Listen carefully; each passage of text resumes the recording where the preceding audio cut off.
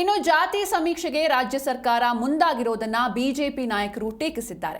ಮಾಜಿ ಗೃಹ ಸಚಿವ ಆರ್ಗ ಜ್ಞಾನೇಂದ್ರ ಬೀಸೋ ದೊಣ್ಣೆಯಿಂದ ತಪ್ಪಿಸಿಕೊಳ್ಳೋಕೆ ಸರ್ಕಾರ ಪ್ರಯತ್ನ ಮಾಡ್ತಾ ಇದೆ, ಜನರ ಮನಸ್ಸನ್ನ ಬೇರೆ ಕಡೆಗೆ ಡೈವರ್ಟ್ ಮಾಡೋದಕ್ಕೆ ಜಾತಿ ಗಣತಿ ಮರು ಸಮೀಕ್ಷೆ ಮಾಡ್ತಿದ್ದಾರೆ ಎಂದಿದ್ದಾರೆ.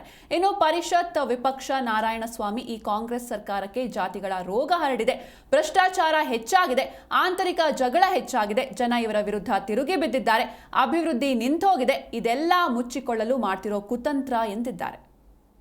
ಇದರಲ್ಲಿ ಯಾವ ಪ್ರಾಮಾಣಿಕತೆಯೂ ಇಲ್ಲ. ಒಟ್ಟು ಬೀಸೋದೊಣ್ಣೆಯಿಂದ ತಪ್ಪಿಸ್ಕೊಳ್ಳುವಂಥ ಕೆಲಸವನ್ನ ರಾಜ್ಯ ಸರ್ಕಾರ ಮಾಡ್ತಾ ಇದೆ. ಇದು ಹಿಂದುಳಿದವರಿಗೂ ಒಳ್ಳೆಯದಲ್ಲ, ದಲಿತರಿಗೂ ಒಳ್ಳೆಯದಲ್ಲ, ಮುಂದುವರೆದವರಿಗೂ ಕೂಡ ಒಳ್ಳೆಯದಲ್ಲ.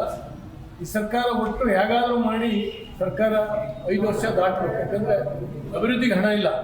ಸರ್ಕಾರ ಜನರ ಮನಸ್ಸನ್ನು ಬೇರೆಡೆಗೆ ತಿರುಗಿಸುವಂಥ ಒಂದು ಸ್ಟ್ರಾಟಜಿ ಬಿಟ್ಟರೆ ಬೇರೆ ಏನು ಪ್ರಾಮಾಣಿಕತೆ ಇದರಲ್ಲಿ ಇಲ್ಲ. ಈ ಕಾಂಗ್ರೆಸ್ ಸರ್ಕಾರಕ್ಕೆ ಜಾತಿಗಳ ರೋಗ ಹಚ್ಚಿದೆ. ಈ ಜಾತಿ ರೋಗ ಅಂಟಿಕೊಂಡ ಮೇಲೆ ಜಾತಿ ಸಮೀಕ್ಷೆಗಳನ್ನು ಮಾಡಲಿಕ್ಕೆ ಹೊರಟಿದೆ.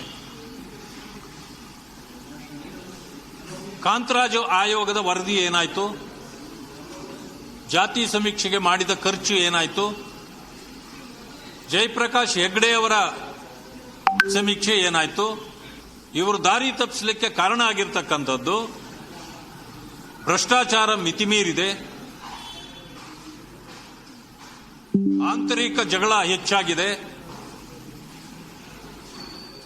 ಸ್ಥಾನಗಳನ್ನು ಕಿತ್ಕೊಳ್ಳಲಿಕ್ಕೆ ಹೋರಾಟಗಳು ಪ್ರಾರಂಭ ಆಗಿದೆ,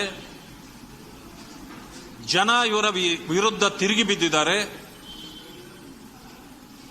ಖಜಾನೆ ಸಂಪೂರ್ಣವಾಗಿ ಖಾಲಿಯಾಗಿದೆ, ಅಭಿವೃದ್ಧಿ ಸಂಪೂರ್ಣವಾಗಿ ನಿಂತು ಹೋಗಿದೆ. ಇವೆಲ್ಲಗಳನ್ನು ಮುಚ್ಚಿಕೊಳ್ಳಲಿಕ್ಕೆ ಇದು ತಂತ್ರಗಾರಿಕೆಯ ರೂಪದಲ್ಲಿ ಮಾಡ್ತಾ ಇರತಕ್ಕಂಥ ಒಂದು ಕುತಂತ್ರ.